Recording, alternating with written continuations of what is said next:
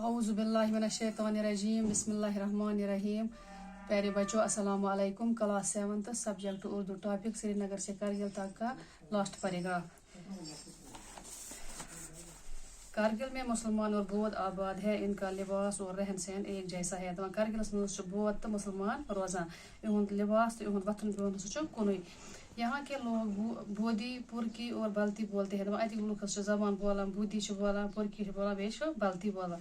البتہ اکثر لوگوں کی زبان بلتی ہے مگر زیادہ تعداد لوکن بلتی بولان.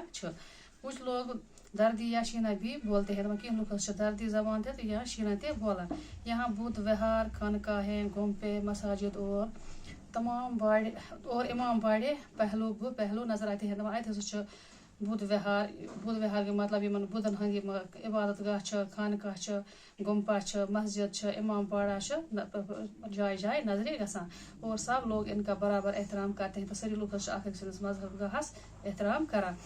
یہاں کا مخصوص لباس لمبا چوگا ہے. اتک مخصوص خاص لباس سہ زیوٹ اخ چوگ جسے گونچا کہا جاتا ہے. یت لداخ بودھی زبان من گونچہ ونان.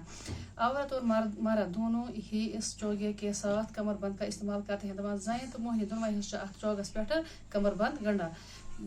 ملک کے دیگر حصوں کے ساتھ میل جول اور ثقافتی اثرات کے تحت نوجوان جدید یورپی انداز کے لباس مثلاً پتلون کوٹ جیکٹ اور جینز پہنتے ہیں.